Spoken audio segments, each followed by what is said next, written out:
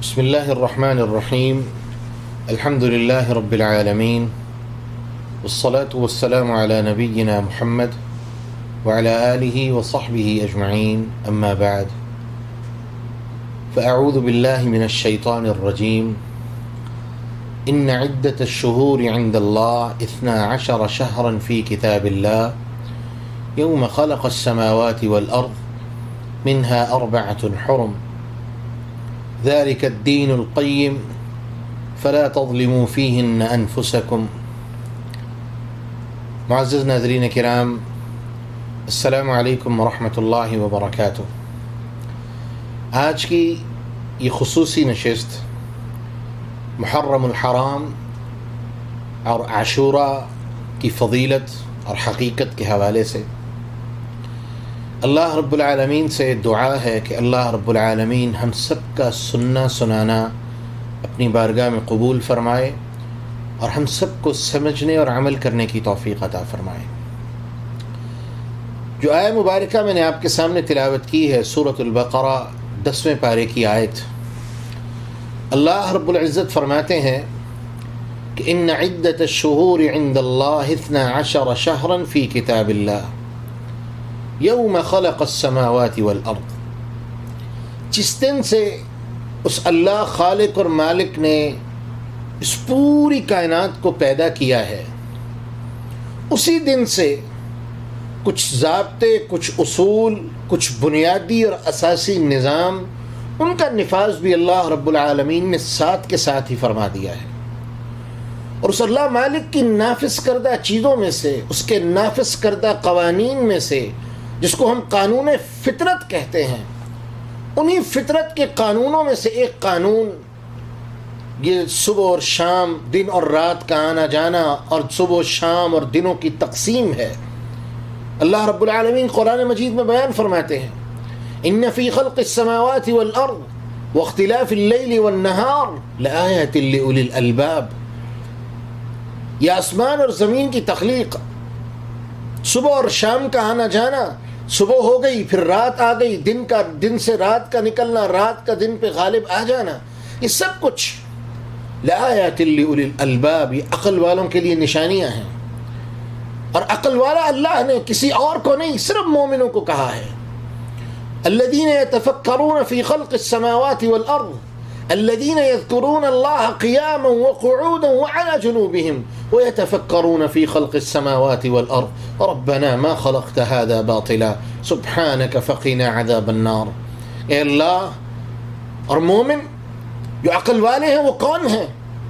جو ہر وقت اپنے مالک اللہ کی شانیں بیان کرتے، عظمتیں بیان کرتے، ذکر کرتے، اذکار کرتے، اس کی حمد و ثنا بیان کرتے رہتے ہیں۔ وَيَتَفَكَّرُونَ فِي خَلْقِ السَّمَاوَاتِ وَالْأَرْضِ، اور زمین اور آسمان کی تخلیق میں غور و فکر کرتے ہیں۔ اے اللہ، جب وہ غور و فکر کرنے کے بعد اس نتیجے پہ پہنچتے ہیں تو کیا کہتے ہیں؟ اے ہمارے مالک، ما خلقت هذا باطلا، اے اللہ تو نے اس کو بیکار اور فضول پیدا نہیں کیا، یقیناً تیری کوئی نہ کوئی حکمتیں ہیں، یقیناً تیری ہر چیز میں، ہر تخلیق میں کوئی نہ کوئی حکمت موجود ہے۔ ربنا ما خلقت هذا باطلا، اللہ تو نے اس کو بیکار اور فضول پیدا نہیں کیا۔ تو یہ قانون فطرت ہے کہ اللہ رب العالمین نے زمین اور آسمان کی تخلیق کا جب معاملہ فرمایا تو اللہ مالک قرآن میں بیان فرماتے ہیں اسی دن سے، جس دن سے ہم نے زمین اور آسمان کو پیدا کیا، اس کائنات کو پیدا کیا، ہم نے یہ اصول بنا دیا کہ ان عدت الشہور عند اللہ 12 شہرا، کہ زمین جو پورے سال کے دنوں کی یہ گردش ایام ہوگی، یہ دنوں کی تقسیم ہوگی، اللہ نے یہ اصول بنا دیا 12 شہرا، یہ 12 مہینوں پہ تقسیم ہوگی۔ کب سے ہے؟ یوم خلق السماوات والارض، جس دن سے اللہ رب العالمین نے آسمان اور زمین کو پیدا کیا ہے۔ آج لوگ ہر چیز کو سائنس کی کسوٹی پر پرکھتے ہیں۔ میں یہاں پر ایک بات کہہ دینا چاہتا ہوں، جو بندہ سائنس کے تجربات کے بعد، سائنس جب اسلام کی حقانیت کو تسلیم کر لے، اس کے بعد ایمان لے کے آتا ہے، وہ اللہ پر ایمان لانے والا نہیں ہے، وہ اللہ کی آیتوں پر ایمان لانے والا نہیں ہے، بلکہ وہ سائنس کے تجربات پر ایمان لانے والا ہے۔ مومن کی شان کیا ہے؟ مومن کا شیوا کیا ہے؟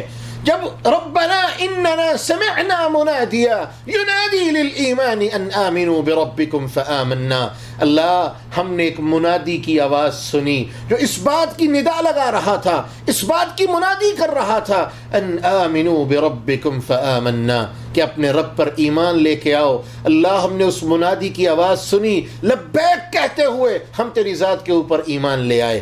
ہاں، ایمان لانے کے بعد اگر کوئی چیز یہ دنیا کی جو نام نہاد سائنس اور اس کے معاملات ہیں، اگر قرآن اور حدیث کی کسی چیز کو، اللہ کی کسی نشانی کو، اللہ کی کسی آیت کو یہ تسلیم کر لیں تو یہ چیزیں ہمارے ایمان کو بڑھانے کا سبب بنتی ہیں۔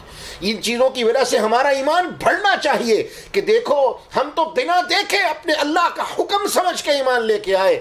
آج کے ملحدین نے بھی اس بات کو تسلیم کر لیا کہ ہاں، سائنس بھی آج مانتی ہے کہ جو اللہ کہہ رہا ہے یہ سچ ہے، جس طرح اللہ نے کہا ہے یہ سچ ہے، جس طرح اللہ مالک کہہ رہا ہے اسی طرح سچ ہے۔ تو پتہ کیا چلتا ہے، پوری دنیا کے سائنسدانوں نے اپنے اپنے تجربات کر لیے، اپنی اپنی تحقیقات کر لیں، کوششیں کر لیں، لیکن جو تقسیم میرے مالک نے فرما دی ہے، 12 شہرا، 12 مہینوں کی یہ تقسیم، دنیا کا کوئی انسان اسے آج تک چیلنج نہیں کر سکا۔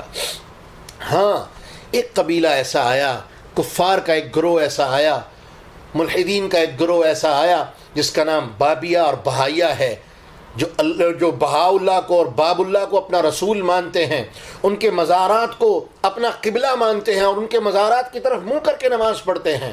ان قوموں کا سب سے پہلے دنیا کو تعارف شہید اسلام علامہ احسان الہی الظہیر شہید رحمۃ اللہ علیہ رحمۃ واسعہ، انہوں نے دنیا کو کروایا جب انہوں نے البابیہ اور بہائیہ نام کی 2 کتابیں لکھی اور دنیا کو بتا دیا کہ دیکھو یہ دنیا کے اندر 2 ایسے قبیلے بھی ہیں جو اپنے آپ کو باب اللہ اور بہاء اللہ نام کے نبیوں کے پیروکار مانتے ہیں۔ صرف یہی نہیں بلکہ ان کا خود ساختہ اپنا قرآن بھی موجود ہے۔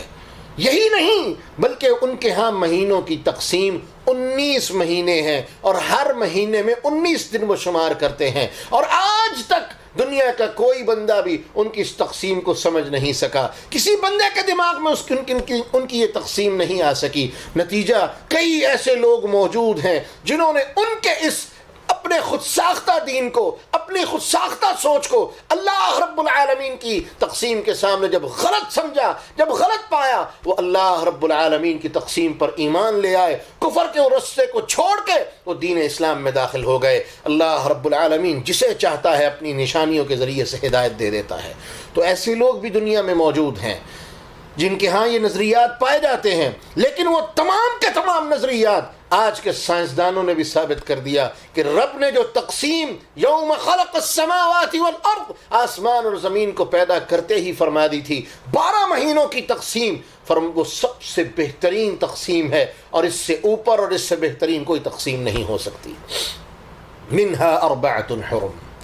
اب ان 12 مہینوں میں سے 4 مہینے ایسے ہیں جن کے بارے میں قرآن کہہ رہا ہے منہا 4 حرم، وہ 4 حرمت والے مہینے ہیں، عظمت والے مہینے ہیں۔ اب یہاں پر ایک لمحے کے لیے ٹھہریے، وہ 4 مہینے کون سے ہیں؟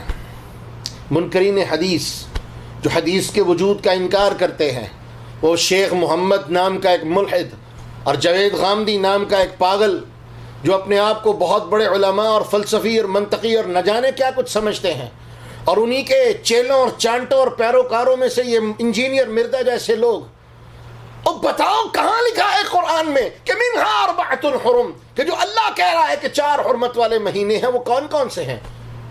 کیا جواب دیں گے؟ جو چاہے من چاہے 4 مہینوں کو حرمت والے مان لو۔ یہ تو مشرکین مکہ کا عقیدہ تھا، یہ تو مشرکین مکہ کا نظریہ تھا۔ مومن اس طرح کا نہیں ہو سکتا کہ جس کا جو چاہے اس طرح کے دین پہ چل نکلے، جس چیز کو چاہے وہ دین کہہ کے اس کے رستے کو اختیار کر لے، اپنے نفس کو اپنا دین بنا لے۔ اور قرآن نے کہا ہے افرأیت من اتخذ الہہ ہوا واضلہ اللہ علی علم وختم علی سمعہ وقلبہ وجعل علی بصرہ غشاوہ۔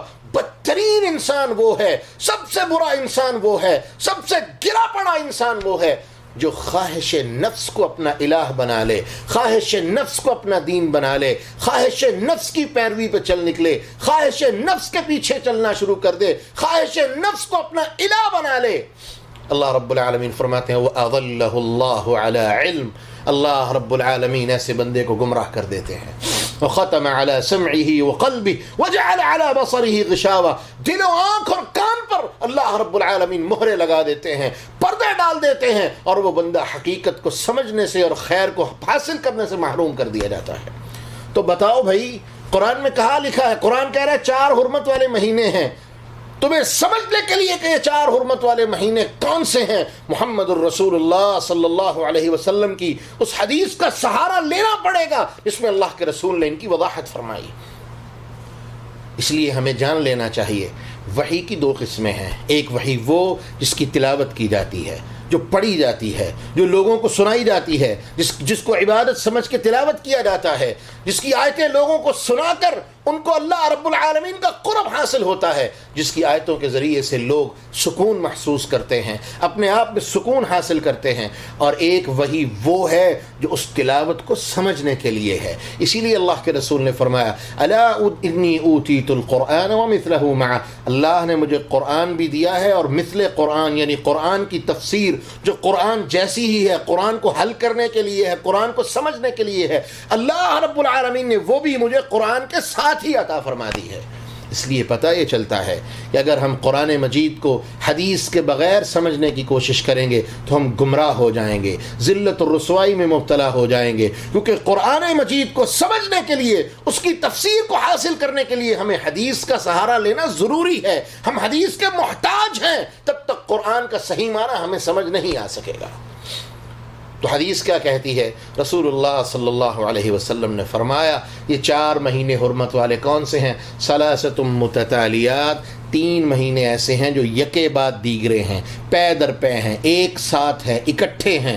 کون کون سے؟ ذی القعدہ، ذی الحجہ، محرم، یہ 3 مہینے اکٹھے ہیں. اور چوتھا اللہ کے رسول نے فرمایا رجب مضر، جو مضر قبیلے کا رجب ہے، جو مضر قبیلے کے ہاں رجب مانا جاتا ہے. الذی بین جمادہ و شعبان، جو جمادی الاخر اور شعبان کے درمیان میں آتا ہے. یہ مہینہ جو اسلامی کیلنڈر کا 6واں مہینہ بنتا ہے، یہ اسلامی کیلنڈر کا 7واں مہینہ بنتا ہے. یہ مہینہ اللہ کے رسول نے فرمایا یہ وہ مہینہ ہے جو 4تھا حرمت والا مہینہ ہے. اور رجب مضر کیوں کہا اللہ کے رسول نے؟ شارحین نے، علماء اور محدثین رحمہم اللہ نے اس کی توجیہ اور تفسیر یہ بیان کی کہ مضر وہ قبیلہ تھا جنہوں نے ہمیشہ سے، جن کا یہ دستور اور اصول تھا کہ وہ رجب کو ہی 4تھا حرمت والا مہینہ مانتے تھے.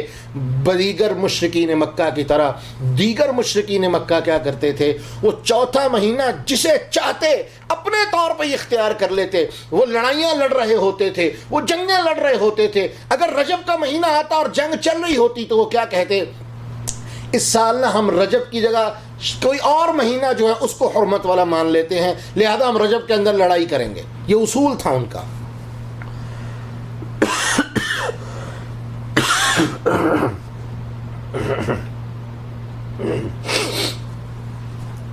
تو یہ عربوں کا اصول تھا، وہ اکثر ایسا کرتے تھے. لیکن مضر قبیلہ ایسا تھا، اس نے کبھی ایسا نہیں کیا تھا.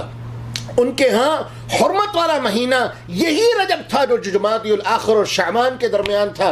جب یہ آتا اس کا احترام اور تکریم کرتے، جس طرح اللہ نے ان کو حکم دیا تھا اسی طرح اس کا احترام اور تکریم کرتے. تو 3 مہینے ثلاثۃ متتالیات، 3 اکٹھے ہیں. وہ کون کون سے؟ ذی القعدہ، ذی الحجہ، محرم، یہ 3 مہینے حرمت والے ہیں. اور یہ کیوں حرمت والے بنائے گئے ہیں اس کی تفسیر بھی علماء اور مفسرین نے بیان کی رحمہم اللہ جمیعاً.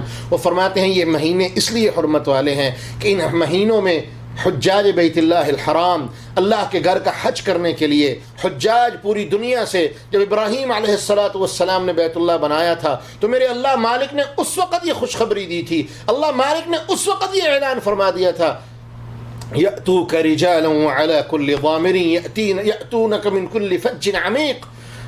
پوری دنیا سے لوگ آئیں گے، رجالا وعلی کل ضامر، پیدل چل کے آئیں گے، سواریوں پہ آئیں گے، دنیا کے دور دراز کے کونوں سے لوگ حج کرنے کے لیے پہنچیں گے. اور اللہ کی قسم، اللہ کی توفیق سے ہم نے حج پہ دیکھا ان لوگوں، ان ممالک کے لوگ بھی حج پر پہنچتے ہیں جن ملکوں کے نام بھی شاید ہم نے کبھی نہ سنے ہوں. وہاں پر پہنچتے ہیں، کیوں؟ کیونکہ یہ اللہ کے گھر کی طرف آنے والے ہیں، اور انہوں نے لبیک کہا تھا جب ابراہیم علیہ السلام کو ابراہیم کے اللہ نے اور مالک نے اور خالق نے حکم دیا تھا، ابراہیم کے رب نے حکم دیا تھا میرا گھر بناؤ اور لوگوں کو میرے گھر کے حج کے لیے بلاؤ۔ ابراہیم نے آواز لگائی، اللہ رب العالمین نے وہ آواز عالم ارواح میں بھی سنا دی تھی۔ نتیجہ جس نے جہاں جہاں سے لبیک کہا وہ اتنی مرتبہ ہی بیت اللہ کی زیارت اور بیت اللہ کے حج کے لیے پہنچے گا۔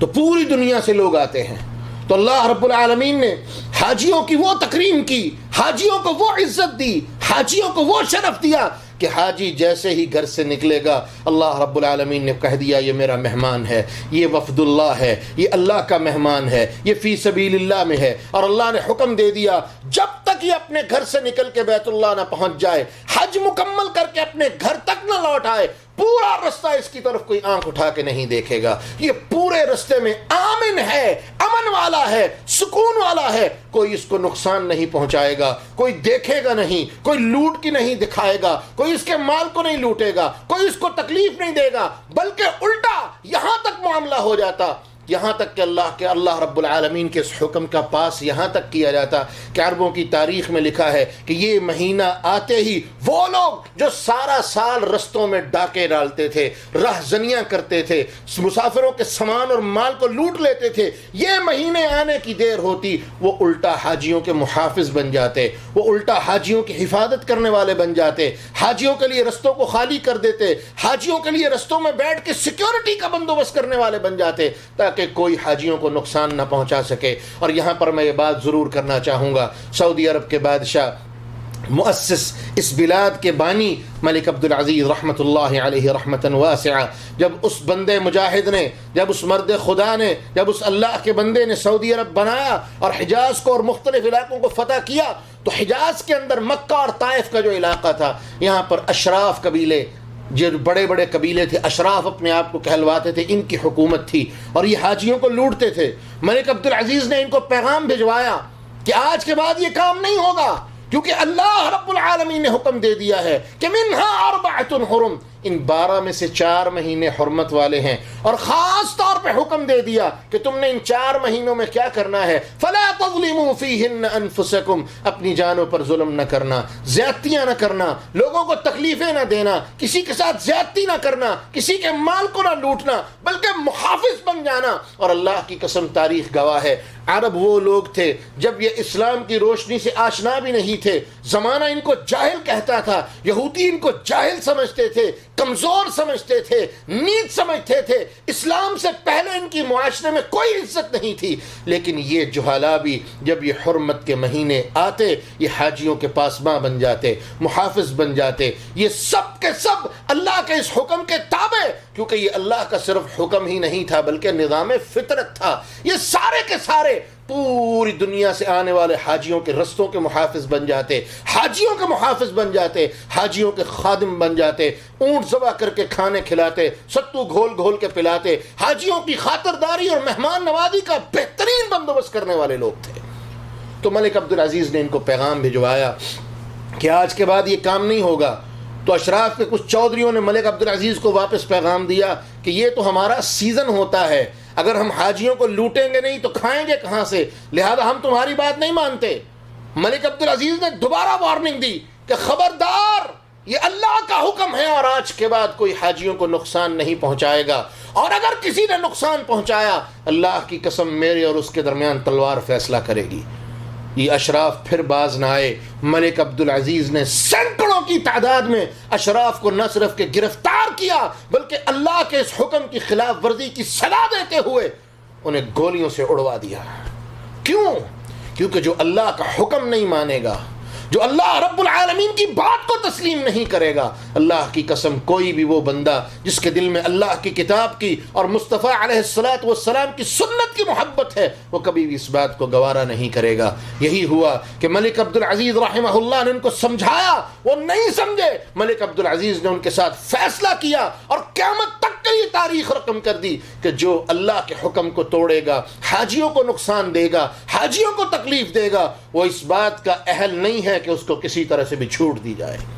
اسی لیے ہم سعودی عرب سے محبت کرتے ہیں کہ سعودی عرب جب اس کے سامنے ان کے حکام کے سامنے، اور یہاں ایک نہیں سینکڑوں واقعات موجود ہیں، لوگوں کے ذاتی آپ بیتے واقعات موجود ہیں کہ سعودی عرب میں کوئی اللہ کے احکامات کے خلاف کام ہوتا دیکھا، جا کے کہا یہ اللہ کا حکم اس طرح نہیں اس طرح ہے، قاضی نے، بڑے بڑے لوگوں نے، پولیس والوں نے اللہ کا حکم سننے کے بعد وہی فیصلہ کیا جو اللہ کے حکم کے مطابق تھا۔ کیوں؟ کیونکہ یہ مبارک بلد ہے، توحید والا شہر ہے۔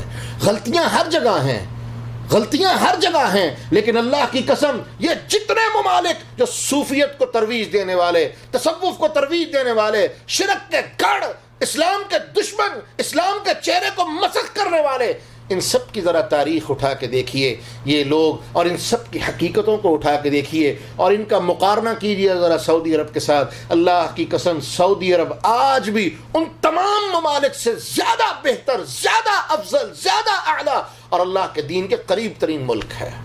اسی لیے ہم سعودی عرب سے محبت کرتے ہیں، اسی لیے ہم کہتے ہیں جو سعودی عرب کے خلاف بکواس کرتا ہے اس کا عقیدہ چیک کرو، یا وہ رافضی ہوگا یا اخوانی ہوگا یا کوئی اور نسل کا ہوگا، وہ اہل السنہ والجماعہ سے، توحید سے محبت کرنے والا اور سنت سے محبت کرنے والا نہیں ہو سکتا۔ تو یہ 3 مہینے اللہ رب العالمین نے اکٹھے ایک ساتھ حرمت والے بنا دیے، ان کو حرمت والا قرار دے دیا۔ کیوں؟ کیونکہ ان مہینوں میں آنے والا اللہ کا مہمان، اللہ کا مسافر، اللہ کے گھر کا سفر کرنے والا، اللہ کا وفد، اللہ کے گھر کا حج کرنے کے لیے آنے والا حاجی، اللہ رب العالمین نے فرما دیا کہ یہ جب تک اپنے گھر واپس نہیں لوٹ جاتا یہ امن والا ہے، حفاظت والا ہے، کوئی اس کی طرف آنکھ اٹھا کے بھی نہیں دیکھے گا۔ اس لیے یہ 3 مہینے اکٹھے متتالیات کہ حاجی آئیں گے اور جائیں گے، جب تک اپنے گھروں کو نہیں پہنچ جاتے، یہ 3 مہینے حرمت والے قرار دے دیے گئے کہ کوئی ان مہینوں کے اندر حاجیوں کو کسی طرح کا کوئی نقصان نہیں پہنچائے گا۔ تو یہاں یہ پتہ چلا کہ محرم سب سے پہلے حرمت والا مہینہ ہے۔ اب حرمت والے مہینے کیا کہ کچھ پروٹوکولز ہیں، کچھ تقاضے ہیں۔ وہ کیا ہیں؟ نمبر 1، فلا تظلموا فیہن انفسکم، ان مہینوں میں ہم نے ظلم نہیں کرنا۔ ظلم سے مراد 2 طرح کے ظلم ہیں، اپنے آپ پہ بھی ظلم نہیں کرنا، کسی کے بھی ساتھ ظلم نہیں کرنا۔ ظلم سے مراد دوسرا مراد کہ گناہ نہیں کرنا، اللہ کی نافرمانی کے کام نہیں کرنے، بلکہ جس قدر ہو سکے اللہ کی اطاعت کے کام کریں، جس قدر ہو سکے اللہ کا قرب حاصل کرنے کی کوشش کریں، جس قدر ہو سکے اعمال صالحہ کرنے کی کوشش کریں، جس قدر ہو سکے اللہ کی بندگی کرنے کی کوشش کریں۔ اور تاریخی روایتوں سے اور کچھ ضعیف روایتوں سے ہمیں شواہد ملتے ہیں کہ یہی وہ مہینہ تھا، یہی وہ مبارک مہینہ تھا، یہی وہ مبارک ایام تھے جن ایام میں اللہ رب العالمین نے سیدنا آدم علیہ السلام کو پیدا کیا اور ان کی توبہ کو قبول کیا۔ اور بعض حدیث کی کتابوں میں آتا ہے، اگرچہ ان کی اسناد کے بارے میں کلام ہے، کہ اللہ رب العالمین نے آدم علیہ السلام کی توبہ کو بھی اس دنوں میں قبول کیا، اور اس کے ساتھ ساتھ قیامت تک کے لیے یہ اصول بنا دیا کہ جو بندہ بھی ان دنوں میں خیر کے اعمال کرے گا، توبہ کے کام کرے گا، اللہ کی بندگی کا کام کرے گا، اللہ رب العالمین اس کے لیے اپنی رضا اور رحمت اور محبت کے فیصلے فرماتا ہے۔ تو پتہ یہ چلتا ہے جو ہمارے نشست کا پہلا حصہ کہ محرم الحرام یہ حرمت والا مہینہ ہے۔ اللہ رب العالمین کے ہاں اس مہینے کی حرمت ہے، ایک مقام ہے، ایک عزت ہے اور شرف ہے۔ سب سے پہلا شرف کیا کہ حجاج کی واپسی کا مہینہ ہے۔ دوسرا شرف کیا کہ یہ وہ مبارک مہینہ ہے جس مہینے کے اندر اللہ رب العالمین نے سیدنا آدم علیہ السلام کی توبہ قبول کی۔ تیسرا شرف کیا کہ یہ سال کے ابتدا کا مہینہ ہے، پہلا مہینہ ہے، اسی لیے انسان فطرتی طور پہ، اگرچہ اسلام میں اس کا کوئی کانسیپٹ نہیں، لیکن فطرتی طور پہ انسان اپنے پورے سال کی پلاننگز اور معاملات کو سال کے شروع میں ہی طے کرتا ہے، میں یہ کروں گا، یہ کروں گا، یہ کروں گا، اسی لیے اعتبار سے یہ خیر والا مہینہ ہے۔ اب آگے چلتے ہیں دوسرے موضوع کی طرف۔ یہ محرم الحرام کی بات مکمل ہو گئی کہ محرم الحرام حرمت والے مہینوں میں سے ایک ہے، اللہ رب العالمین نے اس کو حرمت والا بنا دیا ہے، مبارک مہینہ ہے، پورے کا پورا مہینہ۔ اس مہینے میں ہم اللہ کی بندگی کا ہر بہتر سے بہترین کام کریں گے اور اس کی اطاعت کریں گے اور اعمال صالحہ کریں گے، جس قدر ہو سکے اس کی معصیت سے، نافرمانی سے، اپنے نفس پر ظلم کرنا۔ ظلم ایک ہے ہاتھ سے کسی کے ساتھ زیادتی کرنا، کسی کا حق کھانا، اور دوسرا گناہ خود ایک ظلم ہے، اپنے آپ کو ظلم سے روک لینا، اللہ کی نافرمانی سے روک لینا، جس قدر ممکن ہو سکے اپنے آپ کو اللہ کی نافرمانی سے دور کر لینا۔ تو یہ اس مہینے کا سب سے بڑا تقاضا ہے۔ اسی لیے یہ حرمت والا مہینہ اور حرمت والے مہینے کا یہ تقاضا ہے، اس لیے ہمیں چاہیے کہ ہم اس تقاضے کو پورا کریں۔ لیکن یہاں پر میں ایک بات افسوس کے ساتھ کہنا چاہوں گا، ہمارے معاشرے میں حرمت والے مہینوں کا کوئی کانسیپٹ نہیں۔ جو کام سارا سال ہو رہا ہوتا ہے وہی انہی مہینوں میں ہو رہا ہوتا ہے، وہی دنگے فساد، وہی چوریاں، وہی چکاریاں، وہی ظلم، وہی زیادتیاں، وہی ناانصافیاں، وہی حق کھانا، سب کچھ جس طرح پورا سال چلتا ہے انہی مہینوں میں چلتا ہے۔ میں نے آپ کے سامنے ایک مثال بیان کی، مشرکین مکہ جب اسلام نہیں آیا تھا وہ لوگ دنیا کے اندر جاہل ترین تصور کیے جاتے تھے، گنوار تصور کیے جاتے تھے، علم سے محروم تصور کیے جاتے تھے۔ اللہ کی قسم وہ لوگ بھی ان مہینوں کی حرمت سے واقف تھے۔ آج ہم تو پڑھے لکھے لوگ ہیں، ہمیں تو علم پر بڑا مان ہے، پڑھے لکھے لوگ، اپنے آپ کو سمجھدار کہنوانے والے لوگ ہیں، لیکن ہماری حالت کیا ہے کہ اگر ہم تقابل کریں، کمپیریزن کریں، تو ہم ان مشرکین مکہ سے جو اسلام سے پہلے جاہلیت کی زندگی گزار رہے تھے، اللہ کی قسم ان سے بھی بڑے جاہل ہیں۔ اللہ ہمیں سمجھنے کی توفیق عطا فرمائے۔ اب ہمارے موضوع کا دوسرا حصہ، عاشوراء کی فضیلت اور حقیقت۔ آج کے معاشرے میں آپ کسی سے سوال کریں کہ عاشوراء کیا ہے، اس کا کیا کانسیپٹ ہے، تو اس کے پاس صرف ایک ہی جواب ہوگا، الا من رحم اللہ، کہ جی حضرت حسین علیہ رضی اللہ عنہم وارضاہم کو شہید کیا گیا تھا، ان کے قافلے کو جو کوفہ جانے والا تھا ان کو شہید کیا گیا تھا، ان کے ساتھ ظلم اور زیادتی کی گئی تھی، اس کے علاوہ کچھ نہیں، یہی ہے۔ سبحان اللہ، اس سے بڑی جہالت کیا ہو سکتی ہے؟ اور یہ سارا قصہ، یہ ساری تاریخ، یہ سارا جھوٹ، جس کے بنانے والے بھی خود ہیں اور کرنے والے بھی خود، ایک ہی جماعت، جس کے کرنے والے بھی وہ ہیں اور کر کے اس ڈرامے کو لکھنے والے بھی وہی خود ہیں۔ اور یہ کون لوگ ہیں؟ دنیا کی مکار ترین قوم جن کو کوفی کہا گیا ہے۔ سیدنا عبداللہ ابن عمر رضی اللہ عنہ کے پاس ایک کوفی آیا حج کے موقع پر، تو آگے کہنے لگا، اے اللہ کے رسول کے صحابی مجھے ایک مسئلہ بتائیں۔ کہا پوچھو۔ کہا میں نے احرام کی حالت میں ایک مچھر مار دیا ہے، میرے لیے کوئی حکم ہے؟ میرے لیے کوئی دم ہے؟ میرا احرام ضائع تو نہیں ہو گیا؟ عبداللہ ابن عمر کہنے لگے سبحان اللہ، یہ دیکھو یہ کوفی ہے۔ کہا پوچھا کہاں سے آئے ہو؟ کہا کوفے سے آیا ہوں۔ کہا یہ کوفی دیکھو، یہ کیسا آدمی ہے کہ ان لوگوں نے اللہ کے رسول کے نواسے کے ساتھ ظلم اور زیادتی کی اور انہیں شہید کر دیا، اور آج آ کے پوچھ رہا ہے میں نے احرام کی حالت میں مچھر مار دیا، میرے اوپر کوئی قصاص تو نہیں ہے؟ یہ اتنی بڑی مکار قوم ہے کہ انہوں نے ہی مکاری کر کے جناب حسین رضی اللہ عنہم وارضاہم کو نہ صرف کہ ورغلا کے اپنی طرف بلانے کی کوشش کی، بلکہ اس کے ساتھ ساتھ ان کے ساتھ ظلم کر کے، زیادتی کر کے، ان کو شہید کر کے، ان کے پورے قافلے کو شہید کر کے، ان لوگوں نے اپنی طرف سے وہ جھوٹے افسانے اور جھوٹی تاریخ لکھی۔ اللہ کی قسم جس جھوٹ کی کوئی مثال دنیا میں نہیں ملتی۔ لیکن افسوس کا مقام یہ کہ آج ہر بندہ اپنے آپ کو بڑے سے بڑا پڑھا لکھا سمجھنے والا، لمبی لمبی ڈگریاں اور ڈگریوں کا ڈھیر اس کے ہاتھ میں ہوگا۔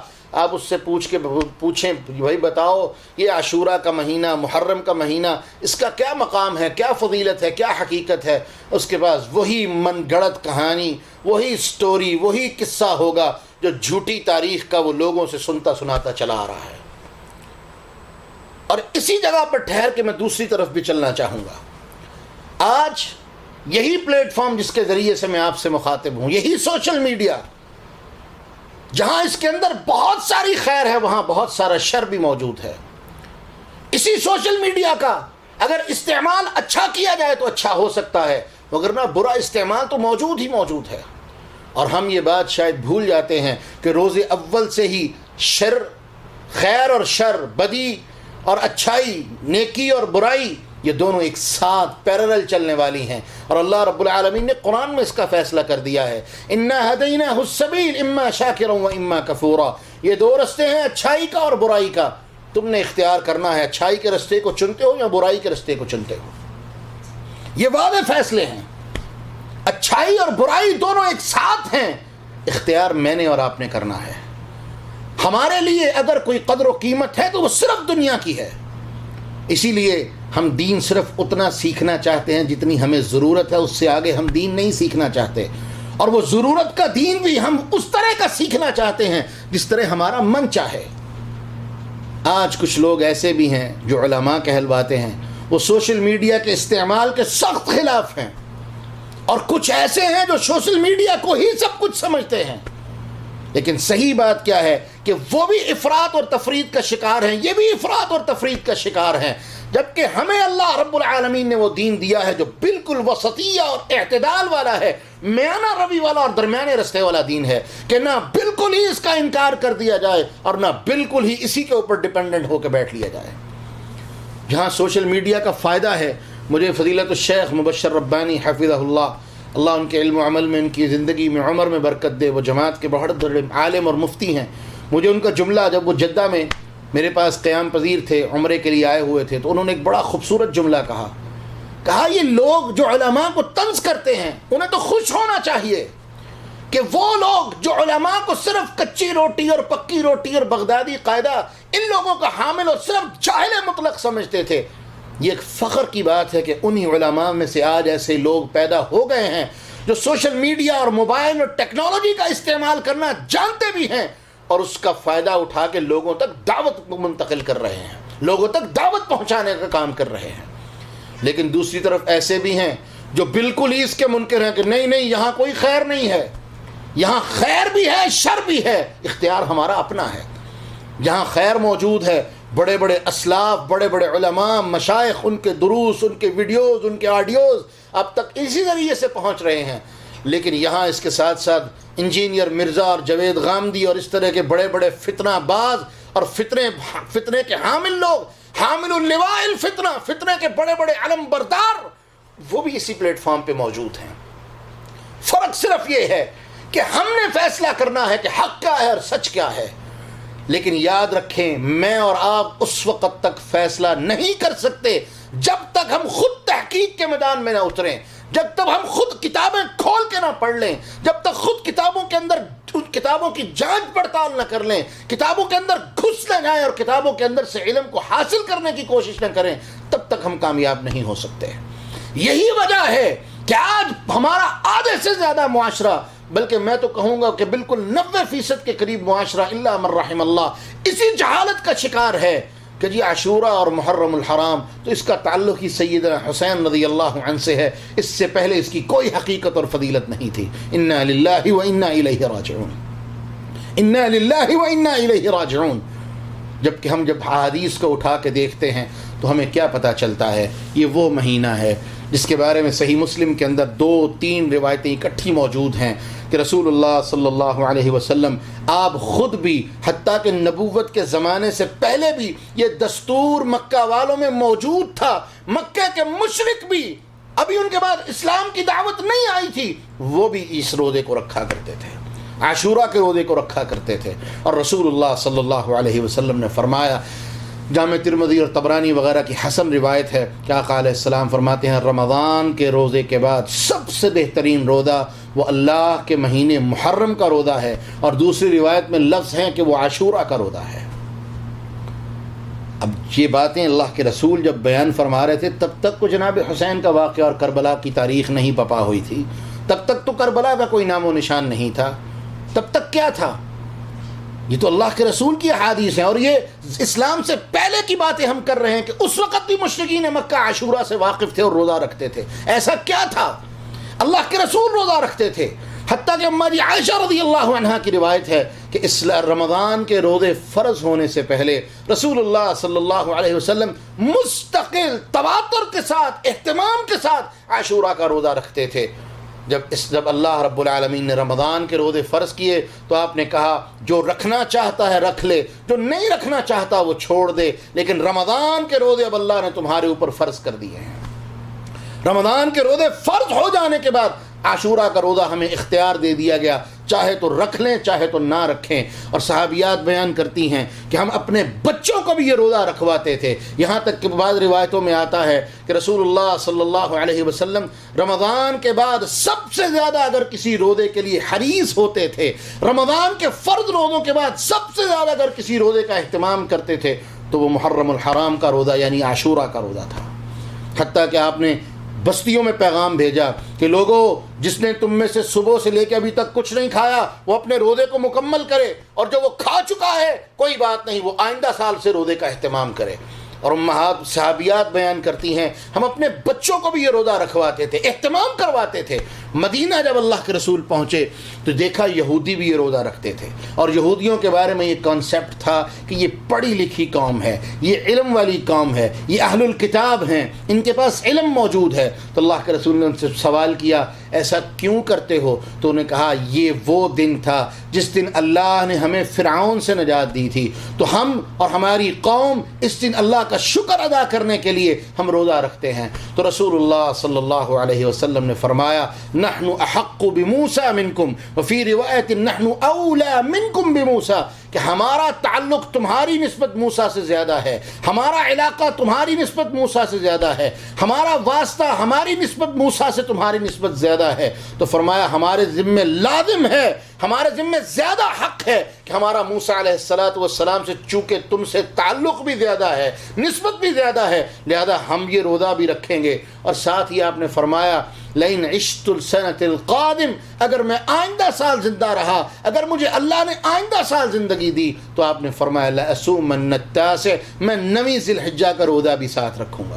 اب یہاں پر ایک بات اکثر آپ سنتے ہیں، ہر سال یہ بحث ہوتی ہے، بہت لمبی چوڑی بحث ہے، اور وہ کیا کہ جی لأصومن التاسع کا مطلب ہے کہ اللہ کے رسول نے کہا میں صرف 9ویں کا روزہ رکھوں گا، 10ویں کا نہیں رکھوں گا. بھئی 10ویں کا روزہ تو ہمیشہ سے رکھا جا رہا تھا. لأصومن التاسع کا مطلب زائد روزہ تھا، اور اس کی دلیل مسند احمد وغیرہ کی روایتوں سے ملتی ہے، اگرچہ ان کی اسناد میں کلام ہے لیکن وہ تقویت ضرور دے دیتی ہیں. اور وہ کیا ہے کہ اللہ کے رسول صلی اللہ علیہ وسلم نے اس خواہش کا اظہار کیا تھا کہ میں 2 روزے رکھوں گا، 2 وجوہات کی بنا پر. ایک یہودیوں کی مخالفت کی وجہ سے، اور دوسرا موسیٰ علیہ السلام سے زیادہ نسبت کی وجہ سے. مگرنہ اگر ایک روزہ رکھا جاتا، ایک روزہ تو یہودی بھی رکھتے تھے، تو پھر تو نسبت تو اتنی ہی رہی، یہودیوں کی مخالفت بھی نہ ہوئی. ایک انہوں نے رکھا ایک ہم نے رکھا. مخالفت تو یہ تھی کہ مخالفت 2 طرح کی ہوتی ہے، اور جو مخالفت ہمیں عیسائیوں اور یہودیوں کی سکھائی گئی اس کے بارے میں اصول فقہ کا ایک قاعدہ ہے کہ عموم خصوص من وجہ، کہ ایک اعتبار سے وہ عام ہے لیکن ایک اعتبار سے وہ خاص ہے. یہ مخالفت ہمیں عیسائیوں اور یہودیوں کی اسلام کے اندر بتائی گئی اور سکھائی گئی. اور وہ کیا ہے کہ یہودی داڑھی بھی رکھتے ہیں، مونچھیں بھی رکھتے ہیں، عیسائی مونچھیں رکھتے تھے، داڑھی نہیں رکھتے تھے. تو اللہ کے رسول نے، عیسائی بلکہ دونوں کام نہیں کرتے تھے، نہ مونچھیں رکھتے تھے نہ داڑھی رکھتے تھے. تو اللہ کے رسول نے کیا فرمایا ان سے داڑھی لے لو، اور یہ مونچھیں رکھتے ہیں بڑی بڑی مونچھیں. تو اللہ کے رسول نے فرمایا ہم عیسائیوں کی طرح بالکل مونچھوں کا خاتمہ نہیں کریں گے، بلکہ کیا کریں گے وعف اللحى وقص الشوارب، مونچھیں کاٹو، داڑھی کو بڑھاؤ. ان کی بھی مخالفت ان کی بھی مخالفت. وہ نہ داڑھی رکھتے تھے نہ مونچھ رکھتے تھے، یہ دونوں رکھتے تھے. اللہ نے ہمیں درمیانہ راستہ دے دیا کہ ہم داڑھی بھی رکھیں گے لیکن مونچھ رکھیں گے برائے نام، کاٹتے ہوئے. اور وہ لوگ میرے بھائی میرے عزیز جو یہ کہتے ہیں بندے کی پہچان ہی مونچھ ہوتی ہے، اللہ کی قسم یہ جانور کی پہچان تو ہو سکتی ہے، بندے کی پہچان نہیں ہو سکتی. کیونکہ کائنات میں ایک بہت بڑی بات کہنے لگا ہوں، کائنات میں ساری کی ساری بندگی اور بندوں کی ساری پہچان وہ محمد الرسول اللہ صلی اللہ علیہ وسلم کی ذات سے ہی چلتی اور شروع ہوتی ہے. اور جو آقا علیہ السلام کا اسوہ اور طریقہ تھا، اگر اس سے ہٹ کے کوئی پہچان چاہتا ہے تو وہ حیوانیت کی پہچان تو ہو سکتی ہے، انسانیت کی پہچان نہیں ہو سکتی. کیونکہ اللہ کے رسول سب سے بہترین انسان ہیں، انسانیت کے سربراہ ہیں، انسانیت کے امام ہیں. اور آقا علیہ السلام نے ہمیں کیا سکھایا کہ آپ کی لمبی اور گھنی داڑھی تھی اور آپ کی مونچھیں آپ کٹوایا کرتے تھے، ان کو چھوٹا کیا کرتے تھے، اور آج لوگ اس کے اوپر بڑی بڑی باتیں کرتے ہیں۔ اللہ رب العالمین ہمیں سمجھنے کی توفیق عطا فرمائے۔ تو جو ہم بات کر رہے تھے کہ مخالفت یہی ہے کہ وہ ایک رکھتے تھے، ہم دو رکھیں گے، ہم ان کی مخالفت کریں گے۔ اور دوسری مخالفت موسیٰ علیہ السلام سے نسبت کی وجہ سے، کہ موسیٰ علیہ السلام کے بارے میں اللہ کے رسول نے کہا نحن اولا منکم بموسیٰ، ہمارا تعلق تمہاری نسبت موسیٰ سے زیادہ ہے۔ تو جس سے زیادہ تعلق کا دعویٰ کیا جائے اس کے اتنا ہی قریب ہونے کی کوشش کی جاتی ہے، لہذا دو روزے رکھ کے ہی موسیٰ سے نسبت سے زیادہ کا دعویٰ سچا ثابت ہوتا ہے۔ اور اسی طرح سے یہودیوں کی مخالفت کی بات بھی اسی کے اندر نظر آتی ہے، اور یہی وجہ ہے کہ امام ابن رجب الحنبلی اپنی ایک زبردست کتاب لطائف المعارف کے اندر انہوں نے 3 درجات بیان کیے ہیں، عاشورہ کے روزے کے 3 درجے بیان کیے ہیں۔ نمبر 1 9 10 11 3 روزے رکھا جائیں، نمبر 2 9 اور 10، نمبر 3 10 اور 11، یعنی کم، اور اس کے بعد آخری درجہ بھی انہوں نے ایک بیان کیا ہے کہ جو کم از کم رکھے گا وہ عاشورہ کے دن کا روزہ ضرور رکھے، لیکن صحیح محبت، صحیح سنت، صحیح تعلق یہی ہے کہ اللہ کے رسول نے فرمایا صوموا قبلہ یوما او بعدہ یوم۔ اگرچہ اس روایت کی نسبت اللہ کے رسول کی طرف صحیح نہیں، لیکن صحابی رسول عبداللہ ابن عباس رضی اللہ عنہ بیان کرتے ہیں عاشورہ کے روزے کا حق یہی ہے کہ صوموا قبلہ یوما او بعدہ یوما، یا ایک دن پہلے روزہ رکھو اور یا ایک دن بعد روزہ رکھو، یعنی 9 اور 10 یا 10 اور 11۔ اور یہی سب سے بہترین بات ہے کہ ہم کم از کم 2 روزے رکھیں، 9 اور 10، کیونکہ اللہ کے رسول نے خواہش کا اظہار کیا تھا میں 9 اور 10 کا روزہ رکھوں گا، اور اگر کوئی 9 کا کسی وجہ سے نہیں رکھ سکا تو وہ 10 اور 11 کا رکھ لے تاکہ یہودیوں کی مخالفت ہو سکے۔ اور اس کے بعد اللہ کے رسول صلی اللہ علیہ وسلم نے فرمایا، اس روزے کی فضیلت بیان فرمائی۔ آقا علیہ السلام فرماتے ہیں اس روزے کی اور اس دن کی فضیلت یہ ہے کہ جو بندہ روزہ رکھے گا، میں اللہ رب العالمین سے اس بات کا یقین رکھتا ہوں، مجھے میرے اللہ نے اس بات کا وعدہ دیا ہے کہ جو عاشورہ کے دن کا روزہ رکھے گا اللہ اس کے پچھلے 1 سال کے گناہ معاف فرما دیں گے۔ پچھلے 1 سال کے گناہوں کی معافی اللہ رب العالمین نے اس کا وعدہ فرمایا ہے۔ تو معزز ناظرین کرام، ہماری آج کی نشست کافی لمبی ہو گئی، کچھ تلخ سلخ باتیں بھی ہوئیں، کچھ کھٹی میٹھی باتیں بھی ہوئیں، لیکن ہمارا مقصد کرٹیسزم نہیں، کسی کو تکلیف دینا نہیں، کسی کے اوپر تنقید کرنا نہیں، لیکن یہ دعوت ضرور ہے کہ خدا را مکھی پہ مکھی مارنے والے نہ بنو، سنی سنائی پہ چلنے والے نہ بنو، سنی سنائی کے اوپر اپنی دینیت کی عمارت بنانے والے نہ بنو، تحقیق کرو، تحقیق کرو۔ کچھ لوگوں کا وتیرہ یہ ہے، وہ کہتے ہیں جی جو ہم کہیں وہ دین ہے، اور ان کا کہا کیا ہے، وہی جھوٹی اور من گڑت تاریخ جو انہوں نے خود گھڑ رکھی ہے۔ اصل دین تاریخ نہیں، اصل دین اللہ کی کتاب اور محمد الرسول اللہ صلی اللہ علیہ وسلم کا فرمان ہے۔ ہاں ان کو سمجھنے کے لیے اگر ہم کوئی چیز تاریخ سے ساتھ لے کے جوڑ لیں تو کوئی حرج نہیں، لیکن پوری کی پوری عمارت، پوری کی پوری بنیاد، پورے کا پورا دین ہی تاریخ کے اوپر قائم کر لیا جائے، یہ سب سے بڑی گمراہی ہے، یہ سب سے بڑی ناانصافی ہے، کیونکہ تاریخ کبھی بھی دین نہیں ہو سکتی، تاریخ کبھی بھی دین کا حصہ تو ہو سکتی ہے، تاریخ دین نہیں ہو سکتی۔ دین وہی ہے جو اللہ کی کتاب میں ہے اور مصطفیٰ علیہ السلام کے فرمان میں ہے، وہی دین ہے۔ اس کے علاوہ دین کے یہ معاون تو ہو سکتے ہیں، معاون اسباب تو ہو سکتے ہیں، لیکن دین نہیں ہو سکتے، کبھی بھی یہ از خود دین نہیں ہو سکتے۔ تو میری اللہ سے دعا ہے اللہ رب العالمین ہمیں تحقیق کرنے والا بنائے، اللہ رب العالمین ہمیں تحقیق کے ذریعے سے خیر تک پہنچنے والا بنائے، اللہ رب العالمین تحقیق کر کے ہمیں خیر حاصل کرنے والا بنائے، خیر تک پہنچائے۔ اور اس کے ساتھ ساتھ میری دعا ہے کہ اللہ رب العالمین اس محرم الحرام کی کما حقہ، ہمیں جو اس کا حق ہے، جو ہم نے شروع میں چیزیں بیان کی، ہمیں اس طرح سے اس شہر کی تکریم کرنے کی، اس مہینے کی عزت کرنے کی، اور اس مہینے میں زیادہ سے زیادہ اعمال صالحہ کرنے کی اور برائیوں سے بچنے کی توفیق عطا فرمائے۔ اور بالخصوص اللہ رب العالمین ہمیں عاشورہ کے دن کا اور اس سے پہلے 9ویں کا یہ 2 روزے رکھنے کی توفیق عطا فرمائے۔ وآخر دعوانا ان الحمد للہ رب العالمین۔